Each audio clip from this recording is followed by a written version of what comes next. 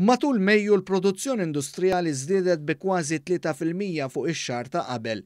Dan ħareġ minn statistika ppubblikata mill-Uffiċċju Nazzjonali tal-Istatistika li spjegat ukoll imqabbel mal-istess xahar is-sena l-oħra meta ma kienx hemm effetti tal-pandemija, il-produzzjoni industrijali naqset b'4.5%.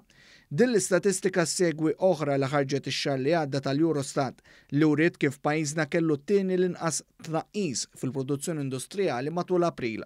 Dan ifisser li fl-eqqel tal-pandemija il-qasam tal-manifattura f'pajjiżna baqa' reżiljenti.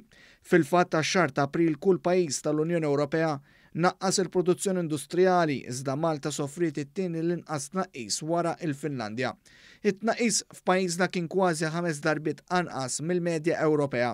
Fil-fatt fl-Italja, Spanja u Franza, 3 pajjiżi li kienu f'lockdown totali, it-telf tal-produzzjoni kien invarja bejn terz u nofs ta' dak tas-sena li għaddiet kontra 3% biss f'pajjiżna. F'Malta l-istorja kienet differenti kif pajjiżna ma marx għal lockdown totali u l-qasam tal-manifattura baqa' jopera anki jekk bi sfidi minħabba l-imxija. Fil-fatt il-fabbriki tħallew jaħdmu ma kinux jeħtieġu daqstant għajnuna mill-gvern għaliex xorta ma naqsux ħafna ħaddiema. Bil-pjan ta' riġenerazzjoni ekonomika l-gvern naqqas l-ispejjeż għall-fabbriki fejn fost l-oħrajn qed jagħti għajnuna fuq il-kirjiet u spejjeż oħra ta' taħriġ u tiġdid fil-produzzjoni.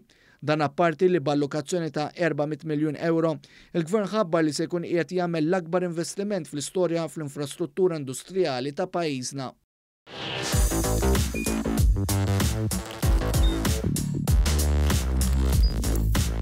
Idħol fuq one.com.mt u hemmhekk tista' tara l-programmi kollha li jxandru fuq One permezz ta' One Play.